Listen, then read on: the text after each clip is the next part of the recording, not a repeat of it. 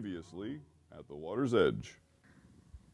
And despite all those dark moments, here they are in this moment. And they're able to experience this blessing. May the God before whom my grandfather Abraham and my father Isaac walked, the God who has been my shepherd all my life to this very day, the angel who has redeemed me from all harm, may he bless these boys. May they preserve my name and the names of Abraham and Isaac, and may their descendants multiply greatly throughout the earth. You know, this blessing that he gives his grandsons is beautiful and it's meaningful because it's about the power, the authority, and the glory of God. You know, he talks about the one who went before the patriarchs, the one who accompanied me and kept me safe then and now. May this Almighty One be the one who blesses these boys. May it be God that walks through every trial and tribulation and the good stuff with them. May God be with them as they fulfill the purpose that he has set out. God's promise was alive, and Jacob knew it. And he knew that there would be a purpose fulfilled through these boys. His blessing reiterates the goodness of God through everything.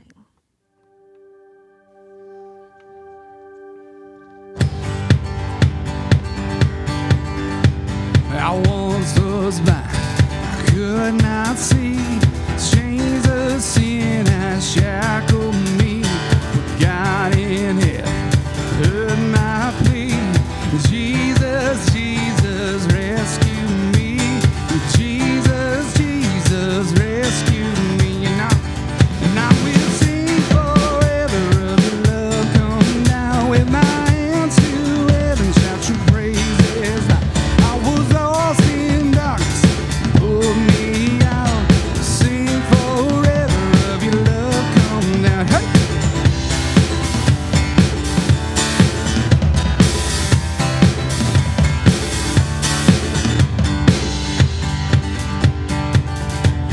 Oh, grace so sweet, floods my soul, and hope eternal won't let go of my daddy race. Calvary, Jesus, Jesus, rescue me. Jesus, Jesus, rescue me. And I will sing forever, for your love come down with my hands to heaven, shout your praises loud. I was lost in darkness when you pulled me out. I will sing forever of your love coming down. Yep.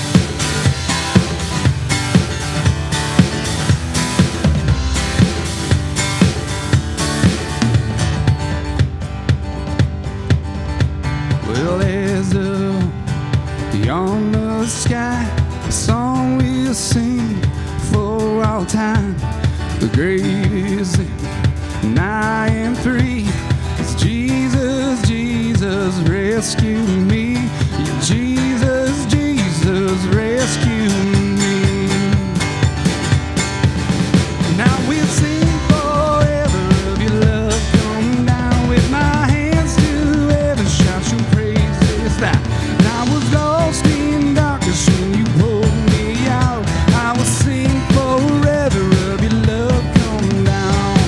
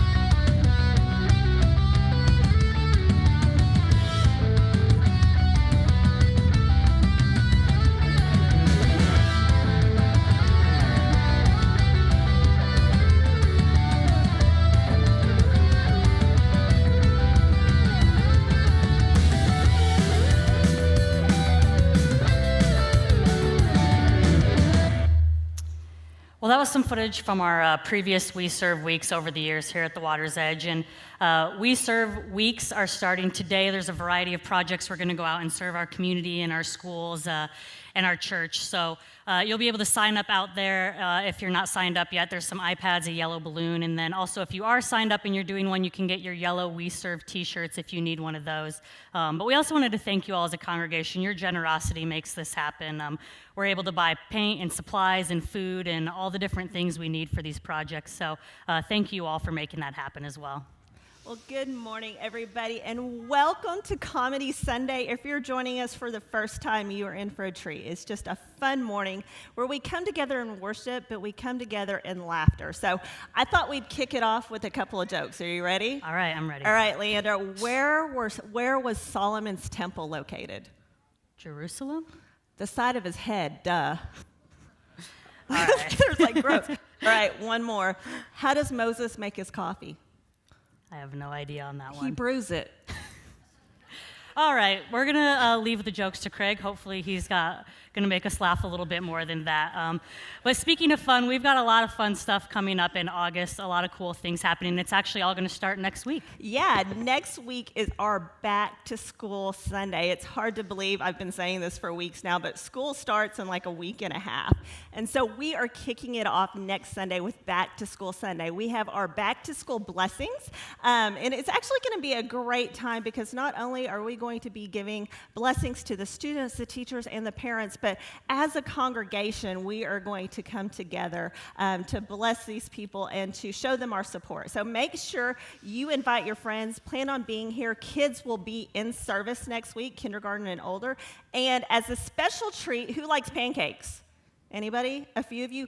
We have the Pancake Man. He will be here after services next week for breakfast, brunch, whatever you want to call it. So come hungry, bring some friends. It's going to be a great time. Yeah, so then the Sunday after that, on August 15th, we have another awesome event back in We Kids. It's going to be We Kids Promotion Sunday. Stop. Uh-oh. You're wrong. So first of all, okay, I need you to do a couple of things with this, okay? First of all, it's called Pop-Up Sunday. Okay, And then, I need you, it's going to be a super fun Sunday, so I need you to be super enthusiastic about it. All So, right. really emphasize that pop. Don't get too loud because the sound guys get a little upset with us when we yell. And, I don't know, throw your hands up in the air or something. I'm going to get out of your way, give you just All right, a give me second. one more chance. Yeah, just Hope I'm just- invited to We Kids on the 15th. Just a second. All right, whenever you're ready, Leander. You ready for me? Yep. All right. Next Sunday, August 15th, or 2 Sundays from now, August 15th, is We Kids Pop-Up Sunday. I even knew that was going to happen. It still got me a little bit. Michelle knows I scare easily. Perfect.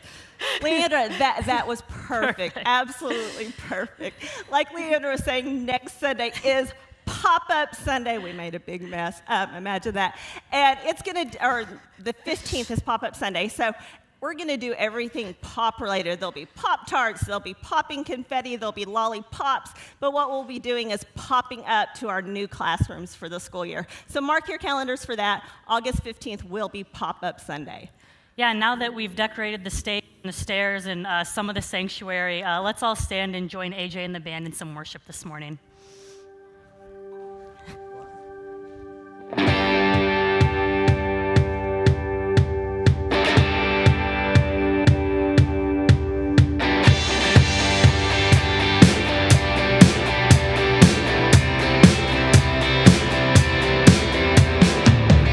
Great is your faithfulness, oh God. You wrestle with the sinner's heart. You lead me by still waters into mercy. Nothing can keep us apart. So remember your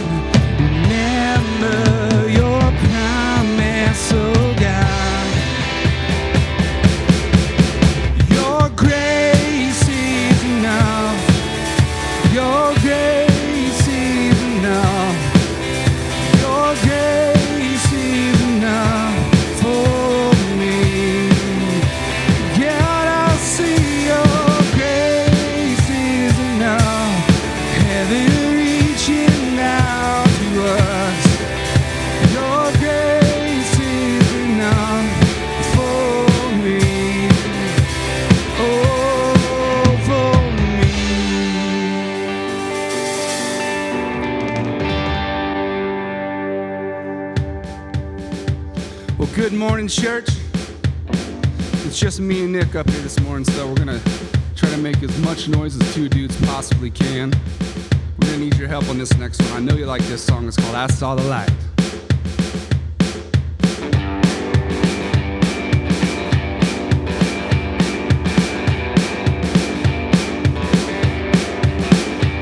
I wander so aimless, life filled with sin, that I wouldn't let my dear Savior in. And Jesus came like a stranger in the night, singing, praise the Lord, I saw the light. I saw the light, and I saw the light. No more darkness, no more night. Now I'm so happy, no sorrow inside, singing, praise the Lord, I saw the light. Oh, just like a blind man, I wandered alone. Worries and fears I claimed for my own. And like a blind man, I gotta get back inside, singing, praise the Lord, I saw the light. Here we go. I saw the light, I saw the light. No more darkness, no more night. Now I'm so happy, no sorrow inside, singing, praise the Lord, I saw the light. I was a fool, wander astray, straight as narrow the way. Now I have traded the wrong. Let me hear ya. Praise the Lord, I saw the light. I saw the light, I saw the light. No more darkness, no more night. Now I'm so happy, no sorrow inside, singing, praise the Lord, I saw the light. Now I'm so happy, no sorrow inside, singing, praise the Lord, I saw the light.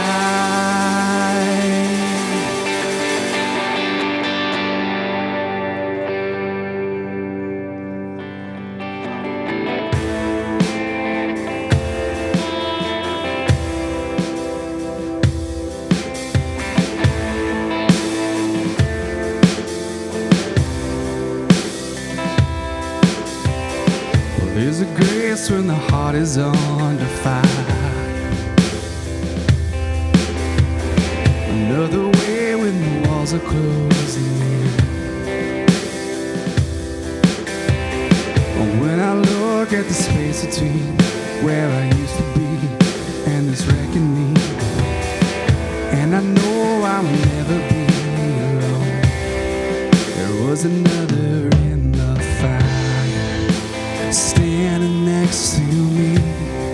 There is another in the water, holding back the sea. Should I ever need mine, I've been set free. There is a cross that bears the blood, where another died for me. There is another in the fire.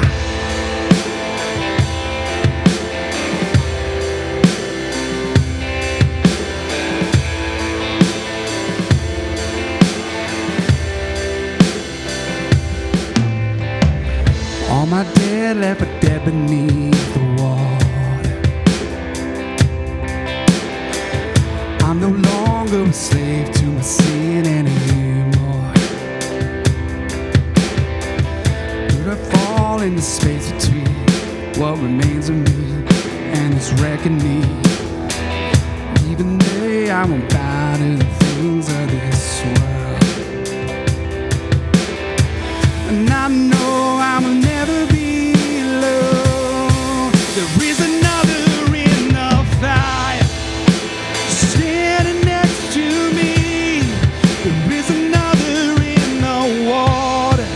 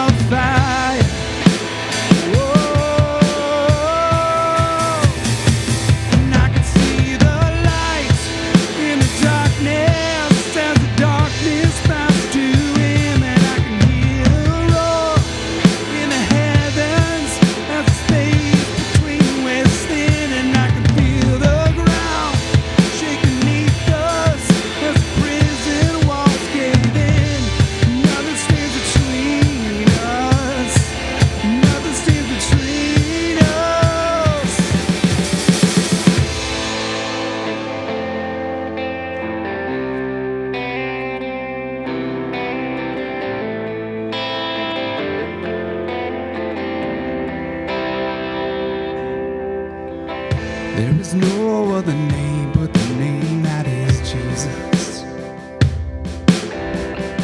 He who was and still is and will be through it all. So come with me in the space between all the things unseen and it's wrecking me. And I know I will never be alone. There is another in the fight standing next to me. There'll be another in the water holding back the sea. Should I ever need reminding how good you've been to me, I'll count the joy from every battle, 'cause I know that's where you'll be. There is another in the fire. Whoa, there is another in the fire. Whoa, there is another in the fire. Whoa, there is another in the fire.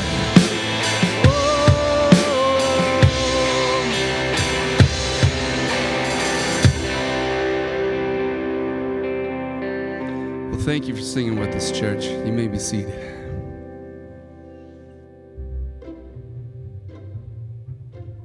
Ika had died, so he sleeps all day. Had died last night. What do you call an alligator that's a detective? I don't know what. An investigator. Would you like to hear a construction joke? I'd love to. But I'm still working on it.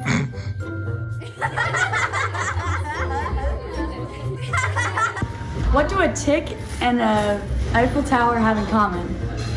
They're both parasites.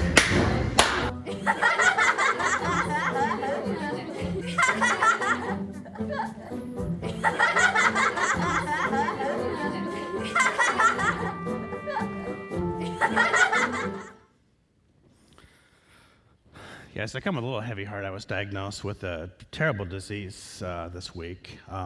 It's got some devastating consequences. The name of the disease is called becoming like your father-itis.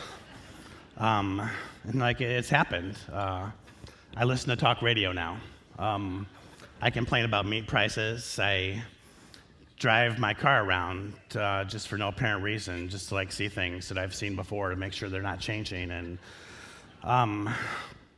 I actually look up the weather in the places where my kids are.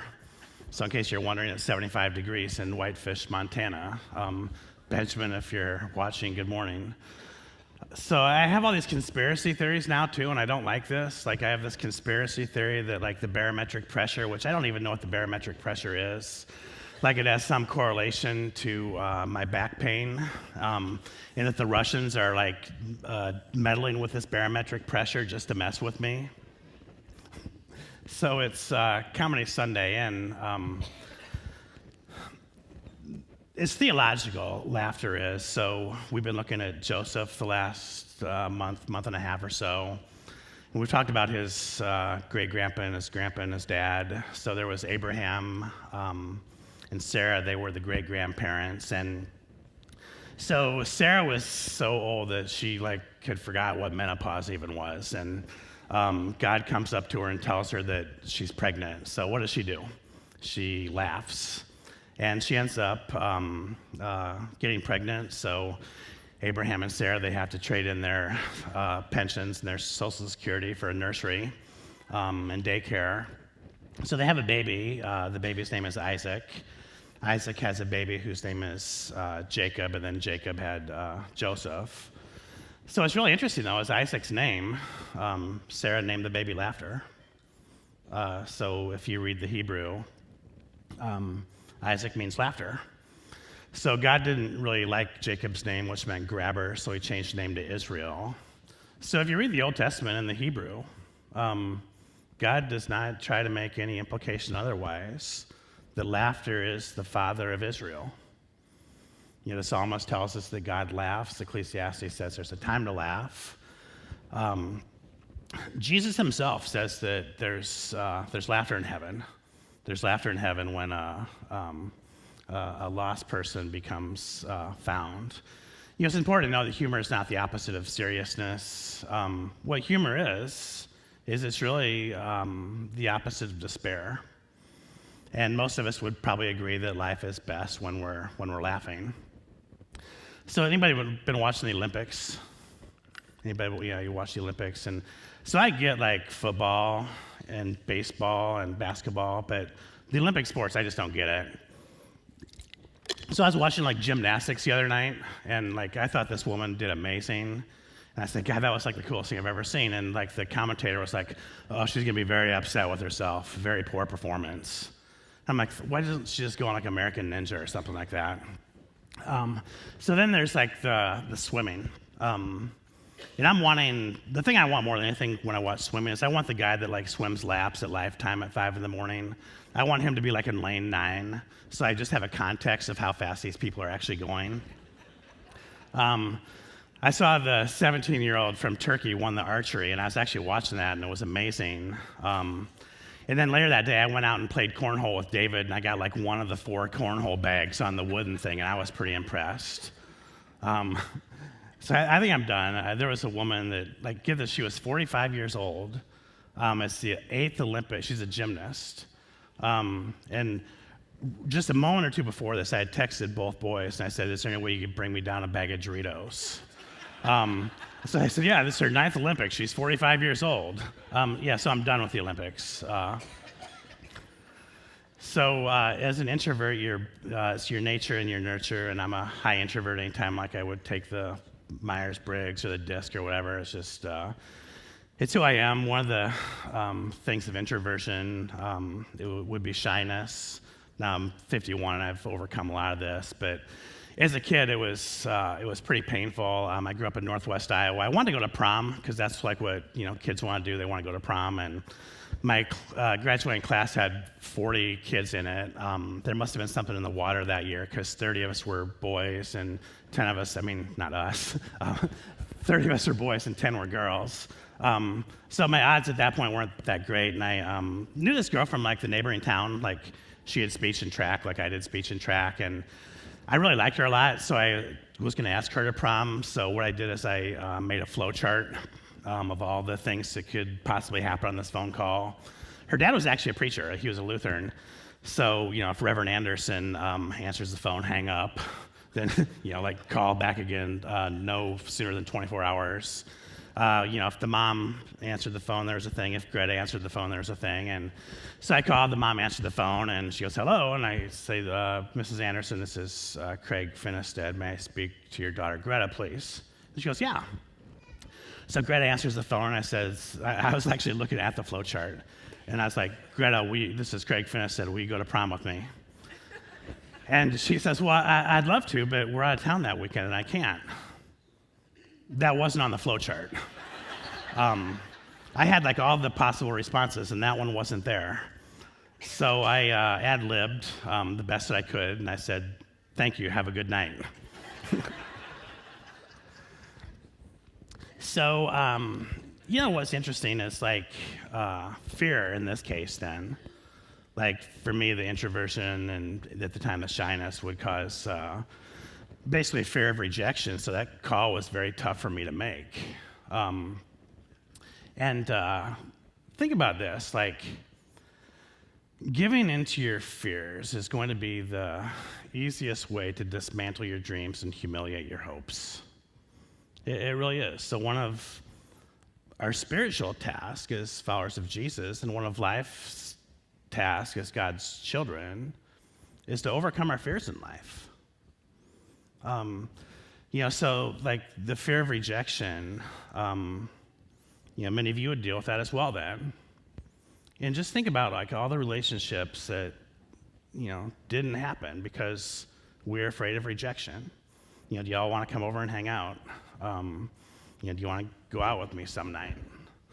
Like there's a lot of relationships that have never happened because we have simply failed to overcome our fears.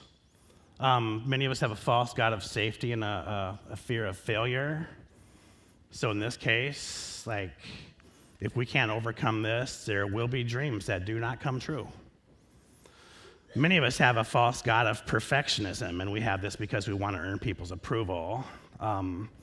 So we have this false god of perfectionism, and then the fear then is going to be messing up because we don't want people to think, we're a failure. So if you have this perfectionism in your life, like, you're going to miss out on some of life's ordinary moments, and some of life's best moments are going to be ordinary moments. You're going to miss out on these things because you're trying to be something perfect that you're incapable of becoming. I love this Bible verse, and I think about this a lot, Joshua 1:9. This is my command. So God is talking to Joshua here. He had just taken over from Moses, who had died, and he says, be strong and courageous. Lead these people. Don't be afraid or discouraged. So if you ever get to that point of fear, like you're getting ready to call Greta or something similar, remember that the Lord your God is with you wherever you go. Don't let fear cheat you of life.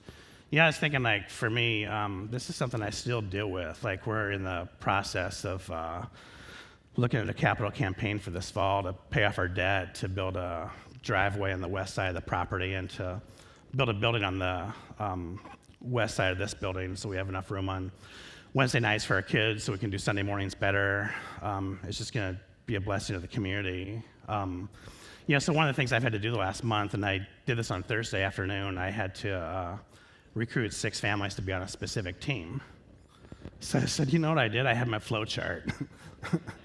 Actually, I didn't have the flow chart, but I thought about these calls, and they gave me some anxiety, and it took me 2 hours. I made the 6 calls. 5 of the 6 eventually said yes. 1 had a compelling reason not to. And it's just like, so what happens is failure makes the next failure possible. And the next failure possible makes success possible. You don't just skip straight to success without some failure. So get over your fears. Fail a little bit, and success is right on the other side of that. So I was asked to preach at another church a few years ago. The guy knew him. He called me up, and I wasn't very excited because it was like a really formal church, like where you have to wear a robe, and there's a choir, and they do all the liturgical stuff, and it was a bit of a drive as well. And he called me up, and I said, no, I don't want to do that. He says, well, we'll pay you $750. And I said, well, I'm available next Sunday. So I drove up there, and I was going 72 miles an hour. I had the robe in the back, and just, I was getting ready to, do my thing. And all of a sudden, the sheriff pulled me over. So I looked down, I was indeed doing 72 miles an hour. So the sheriff asked me, he says, do you know how fast you're going? I said, yeah, I was going 72 miles an hour. I said, that's not the issue. I just have no idea what the speed limit is. He says, well, it's 55 miles an hour. And I said, well, I guess I was going 17 miles an hour too fast. So he takes his stuff, he goes back to his car, he comes back a few minutes later. So he gave me a warning, and he said, okay, just slow down and be careful. I'm just going to give you a warning. He says, have a good day, Your Honor. So he saw my robe in the back seat. So now, like, I just carry my robe with me all the time, and when I get pulled over, I roll down the back passenger side window so he can see the robe. I take the stole off so there's no confusion that I'm a preacher. And here's a premise of life then. Like, in this case, I did change somebody else, but you're usually not going to be able to change other people. So hopefully your happiness does not rest in that desire. Just think about that. You can't change other people. But you can totally change your reaction to other people. And that simple change, that one simple change, is going to give you great happiness in life. So think about this, like the stranger in the car behind you that's following you're too close and you're really annoyed with him, you can't change him. So change your reaction to him. Take a deep breath and chill out, and don't let that person ruin your day. Your boss, this excludes Water's Edge staff, so you can just zone out for the next 30 seconds. When this person's giving you some troubles, you're not going to change your boss. Change the way you react to your boss. Kids, like, you're going to go back to school pretty soon. There's going to be a classmate that gives you trouble. You're not going to change your classmate. Change the way that you react to your classmates. Chill out, realize they're not perfect. Don't let them get under your skin. Don't let them win. In life, don't focus on the things you can't control. Focus on what you can control, and you can control your reaction. Your reaction can be a catalyst of grace in your life and the life of other people as well. So when I was in seminary, I was a youth minister, and there was 3 of us youth ministers that would get together every Monday. And we'd always go out to lunch near one of our churches, and this is Atlanta, so we're all 30, 40 minutes away from each other. So one guy, Mike, wanted me and Rob to go by his church, and there was this hot dog place that he swore was just like the best hot dog place in the country. So Mike never showed up. Me and Rob ate hot dogs. They were absolutely nasty. We drove 45 minutes. We paid way too much. We were annoyed at Mike. So we said, okay, we're going to get back at Mike. So we called Mike's church and asked for Mike, and Mike's not there.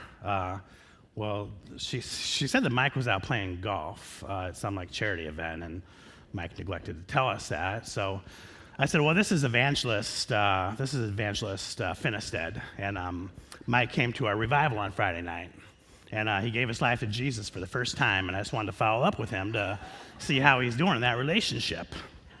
And she said, well, Mike's our youth minister. Well, praise the Lord, he's going to be a whole lot more effective in ministry now. So, one thing about Mike, though, and Mike was this great guy, besides this little golf thing. If you did something good, Mike would be the first person to encourage you. No jealousy, nothing. Nothing but joy to see a friend succeed. If you went through a hard time, Mike would be the first person there, and he'd be the last person to leave. He wouldn't give advice. He didn't try to fix things. He'd listen. He'd be present. So 2 people exist in life that you're never going to forget. It's not the athlete, the artist, the genius, or the millionaire. They come and go. But the 2 people you're going to never forget is the one who authentically and joyfully celebrates with you in times of prosperity, and the one who sits with you and encourages you and helps you in your darkest hour. Now, you can be that person for somebody or somebodies. You can be the first to encourage when things are going good. You can be the last to leave when times are tough. Now, 20 years from now, you know what? You're not going to remember who won the 800-meter run in the Olympics tonight. You won't remember that person. But you're going to remember, the one that went to your daughter's dance recital and gave her a big hug afterward. You remember the person who canceled their plans and sat with you when you got some bad news. Now, Naomi remembered Ruth. She had to have. Naomi went through life's toughest task. And listen to what Ruth says. I love these words. Ruth replied, don't ask me to leave you and turn back. Wherever you go, I will go. Wherever you live, I will live. Your people will be my people, and your God will be my God.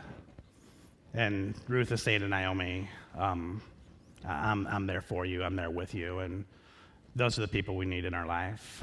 I lift weights occasionally, not occasionally enough, but I do enjoy it when I do it. And I was at the gym a while back, and I like to use a squat machine. The reason I like it is I can put the big 45 plates on each side because you can lift a lot with these muscles because they're strong. So I had 3 of them on each side, and it's 270 pounds. And I go down and I do it, and I did it 10 times, and I was like, oh yes, I'm the strongest guy here, and I was so happy with myself, more than I've ever done. And then this woman was waiting for me to get done with the machine, and I was going to take the plates off for her, and she says, no, you can just leave them on. And then she goes and puts 45 pounds more on each side. And she's doing 360 pounds, and she did it 12 times. And I have not been back to the gym since. They still withdraw the money from my account, but I haven't been back, and I don't think I'm going back. And the reason I'm not going back is because of comparison. So comparison is a very dangerous acquaintance. Don't compare yourself to others. Compare yourself to who you were yesterday. That's the only comparison that you should make. But we do this all the time, right? And if I had his job, do you see their new house? Wow, that's a really cool car. If only my husband was like her husband. If only my kids were like their kids. Or did you see where they got to go on their vacation? We're comparing all the time, and we don't even do a very good job of comparing. I don't think most of our comparisons are very accurate. And Paul writes about this. This is nothing that's new. It's not like 21st century America. This is first century Israel as well. Paul says, "Pay careful attention to your own work, for then you'll get the satisfaction of a job well done. And you won't need to compare yourself to anybody else." Yeah, so when you're at the weight machine and whatever else you're doing, don't worry about the person in front of you or the person behind you. Think about who you were last week and think about who you can become next week. So for those of you who are married, do you remember what it's like to be married, at first, the first month or couple months? It's this really awkward time, right? So the first thing I noticed was Amber made the sheets the wrong way. You're supposed to put the good side down, then you fold it over so that everyone can see the good side, but then there's another beauty of this madness, and that is that you get the soft side of the upper sheet and the lower sheet. So she would make it the wrong way, and I would do the laundry every day just so I could make sure the bed was made right. And finally we just had to talk about it, and I said, look, here's the deal. My mom showed me, my grandma showed her, my great-grandma showed her mom showed her, and Jesus showed her. This is the way you're supposed to make a bed. And then peanut butter, she grew up in the South, Air Force brat. So she put her peanut butter in the refrigerator. Who does that? So we had 2 jars of peanut butter, the way that God would have it in the pantry, and this monastery in the refrigerator. And then toilet paper was the other thing. My goodness. I went to the store a week later, and I said, "So do you need anything from the store?" And she's like, "Yeah, can you get some toilet paper?" And I'm like, "Sure." Didn't think anything of it. Next week, I'm going back to the store. "Do you need anything?" And she says, "Some toilet paper." So I'm driving to the store, I'm trying to process this. Why would we need toilet paper? I just got some last week. And then I was thinking to myself, hey, what is she doing? Putting the peanut butter on the toilet paper and having a sandwich? So one of the things people don't understand is that conflict is normal and natural. It happens. In any relationship we're in, conflict just happens. So conflict is inevitable in all relationships. But the presence of conflict should not mean the absence of respect. So respect between 2 parties is essential during conflict. So do this, listen intently. Think about conflict you have, listen well, try to understand the other person. Use good words. Bad words are not helpful. And value the other person more than your need to win. So think about conflict. What if your arguments were no longer about winning and losing? What if they were about listening and understanding and serving? I've seen couples, I've seen friendships, I've seen teams. I've seen them deteriorate because of the way that they handle conflict. And even if one party wins all the time, it's going to be impossible to have intimacy at that point, because you can't have intimacy with someone who has power over you. So I love what Jesus says. Jesus just says this: do to others what you would like them to do to you. This is the essence of all that is taught in the law and the prophets. And I just see this more than ever today, and I've talked about this before, it's not new. But just respect people that you disagree with. You listen to them, speak well, ask questions. It's a totally normal and natural thing to do what Jesus said, love those people that you don't quite understand. So one time I was playing golf. I don't play a lot. I play with Dale sometimes. It didn't happen during one of those times, so it's not Dale that did this. It was a number of years ago, and I was almost done. It was like a Saturday afternoon, like 2:30 or something, and I think we were on like hole 15 or 16, and my phone kept ringing, and I usually don't answer it when I'm playing, but it just kept ringing. I figured like something's wrong, and it was a number I didn't recognize, and he's like, "Pastor?" I'm like, "Yeah, this is Craig." He says, "Are you coming?" And I'm like, "Am I coming where?" He said, "Well, you're doing my wedding in 20 minutes." So now I'm like looking at my calendar. My heart has gone from about 60 to 160, and there's nothing on there. I don't recognize his voice. I don't have the number. I'm saying, "So can you remind me where the wedding is?" And I'm at Tiburon. He says, "Well, it's at the Holland Center." I said, "We got a problem. Have we met before?" He says, "Yeah, we met like 6 weeks ago. You had us over." And I'm like, "What's your name?" And it's Mike. "What's your fiance's name?" "Jennifer." And I got nothing. So meanwhile, we're in the golf cart. We're like max these things out. We're tearing through the fairways, trying to get back to the thing. And like I'd hung up, and I'm thinking in my head, like 10 minutes to get home, 10 minutes to change, 30 minutes there. Another 5 minutes for a parking spot means I'm a half hour late. That's not good.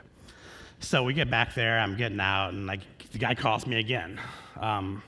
He says, "You mean to tell me you're gonna be a half hour late?" And I said, "At least, like at this point, I'm sorry, there's nothing I can do about it." And so then like, I could hear this guy, but I could also see this guy like walking to me like this. And it turned out that they pranked me, that this was like a joke. It was the least funny joke that I've ever like experienced my entire life. Like, "Do you want to go finish the last 3 holes?" And I said, "No, I never want to talk to you again, ever. That's why I play with Dale now." It's funny, I'll save that joke, Dale, never mind. So here's the principle here. People are fragile. They are. We live in a handle people with care. And I would say this, treat people better than you treat your cell phone. So let's do this. So this is my phone, right? So what would you guys do if I like took my phone and I just like threw it against the ground? What would you think? What's your initial reaction? It's broken. You think it's crazy, right? Because people wouldn't do that to their phone, would they? No. So here's the deal, though. Like, if I would take this and I would like throw it against the ground and break it, like you would all think that's like crazy and you'd freak out. But then, like, if we ignore a hurting person, we call that normal behavior. If we criticize a person who's made a mistake, we're in agreement with the person who criticizes.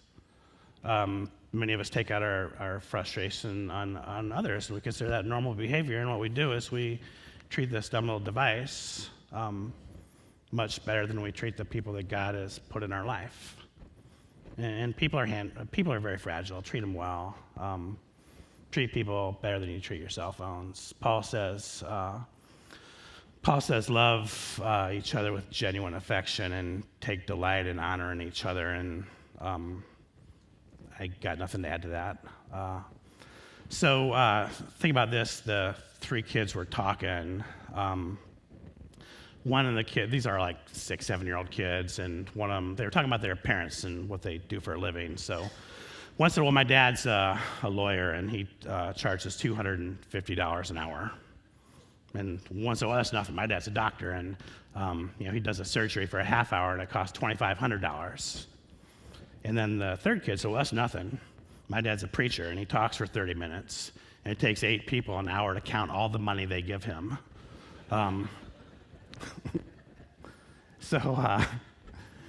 So here's the principle here. We most look like Jesus when we give, when we serve, and when we forgive. So when we do like the We Serve sign-ups on Sunday morning, the reason that we do that isn't to get work done in the community. Oh, that's a great side benefit. The reason that we do that is because we want to help everyone look like Jesus. We most look like Jesus when we serve. The reason that I talk about the forgiveness of sins like once every 4 weeks is because this is why Jesus came to the world. And he forgives, and I want us to know we're all forgiven, and I want us to be forgiving because that's the moment when we get to be like Christ.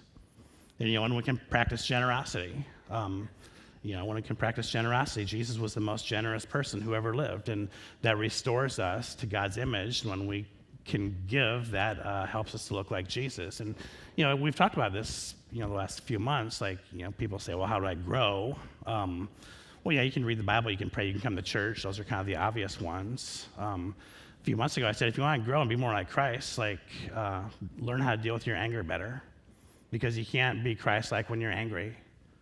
A few weeks ago, I said, if you want to be more like Christ, then practice forgiveness, because that's what he did. And I would say this, if you want to be like Jesus, like serve other people, practice generosity. So Jesus himself says there's no greater way to love than to give. Whether it's your treasure, your talents, your time, your energy, whatever, than to give your life for your friends. So I do a lot of weddings, and I therefore do a lot of premarital counseling. I always ask the couple how they meet. And this couple looked at each other and they started laughing. I said, well, just tell me, I've heard everything. And so he was going to talk, and he says, well, she was arrested for drunk driving for the third time. So she had to get an ankle bracelet put on, and I work at Johnson Security, and I was the lucky guy that got to do it. And the rest is history. And I thought to myself, whatever happened to the old days where people met on Match.com? I love this couple, though. They were just awesome. They were who they were, and they weren't who they weren't. I don't think they cared what other people thought about them.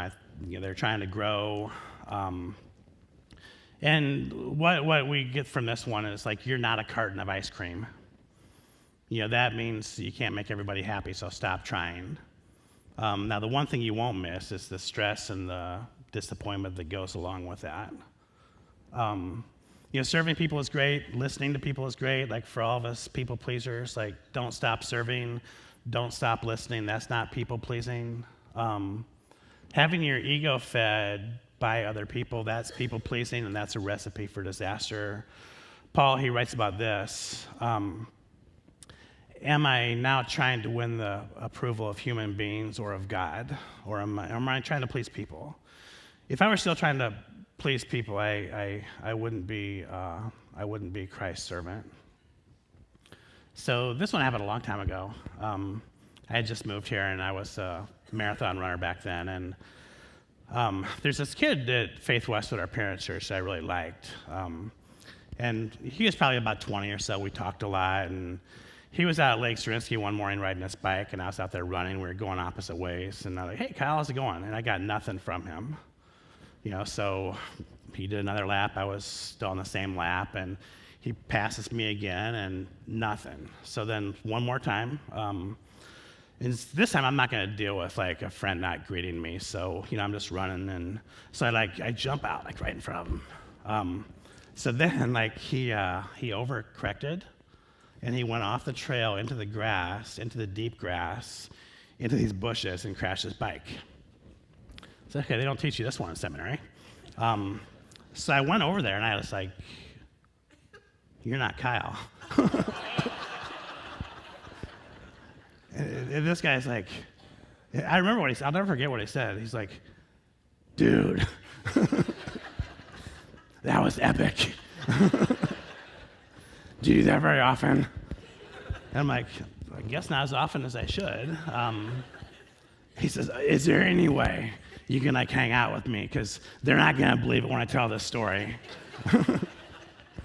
I said, well, it seems it's the least I could do at this point. So I was thinking, I do this with the boys all the time. We just play jokes on each other. And what if at that one point I would have just said, okay, I can never do this again because someone could get hurt. So sometimes that failure stops us. And what I got is this: obstacles and failures happen in life. Just don't quit. Keep going. And I really believe this. I've observed it. I've experienced it. Life's most challenging roads lead to the most rewarding and beautiful destinations. If you make a mistake trying to be a fun person, don't let that prevent you from being a fun person. If you make a mistake when you're applying for a job, don't let that prevent you from applying for the next job. If you make a mistake trying to get the new customer and it doesn't work out, don't let that stop you from trying to get the next customer. If you make a mistake in your discipleship, just keep trying. This challenging road has a beautiful, beautiful destination. And I think about Peter. It would have been easy for Peter to quit after he sunk down into the water. It would have been easy for Peter to quit after he denied Jesus 3 times and Jesus confronted him. But in Acts chapter 2, Jesus said to Peter, I want you to come and preach. We're going to start the church now. And it would have been easy for Peter to say, no, pick John or Luke or Matthew or something, because I'm the guy that sunk in the water, because I'm the guy that denied you. And Jesus said, no, it's because you sunk in the water, and it's because you denied me, like you understand what grace is. And because you understand what grace is, I want you to be the one that's speaking about it. And if you fall into the water, so in Acts chapter 2, verse 37, I just love this one. Peter's words pierced their hearts. So Peter wasn't a failure anymore. Peter was a prophet. He was a priest. He was a preacher. So let us go to God and let us pray.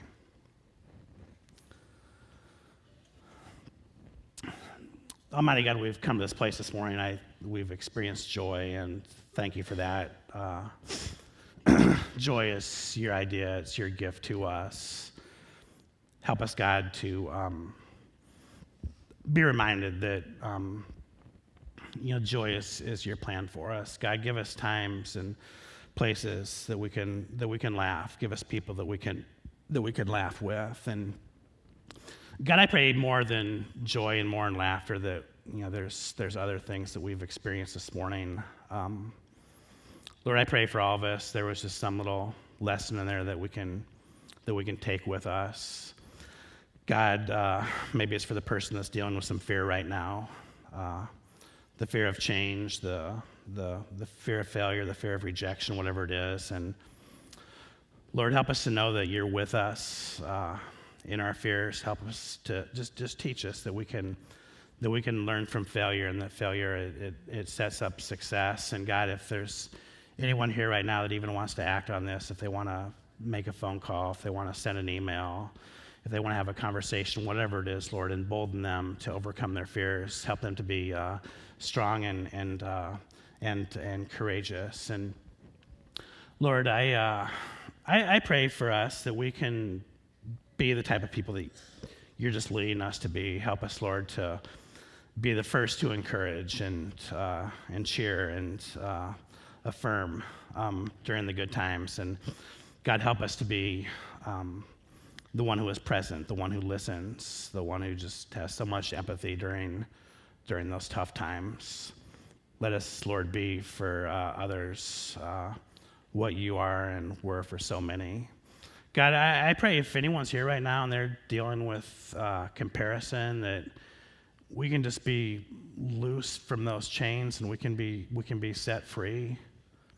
Lord, help us, as you say, help us to mind our own game, and Lord, help us not to compare ourselves to others, but daily prepare for a better future. God, if there's conflict, Lord, just by the number of people who are here and the number of people who are watching, I know that there's conflict that exists in this room. And whatever that relationship is, Lord, help us to do conflict well. Let us listen and serve. Let us ask good questions. And God, just teach us. Keep teaching us that relationships are more important than being right. Let us treat people well. People are fragile. Help us to love others as you love us. And Lord, help us to be people who just give generously. Help us be people that serve with our time and our energy. And Lord, help us to be like you. Help us to be forgiving people that just have faith that forgiveness is your plan, it's your idea, and it's what's best. So Lord, together now, we pray, and Lord, we're grateful for you, and who you are, who you've been, and who you're always going to be. And Lord, in one voice now we come and pray the prayer that Jesus himself taught us to pray. Our Father, who art in heaven, hallowed be thy name. Thy kingdom come, thy will be done, on earth as it is in heaven. Give us this day our daily bread, and forgive us our trespasses, as we forgive those who trespass against us. And lead us not into temptation, but deliver us from evil. For thine is the kingdom, and the power, and the glory forever. Amen. Where do you find a cow with no legs? Right where you left it. What did the baby corn say to the mama corn? Where's popcorn? But Pastor Craig told me I have a good day today, so I went home.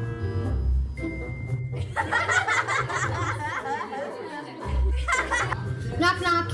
Who's there? You. You who? You need to go home now. The service is over.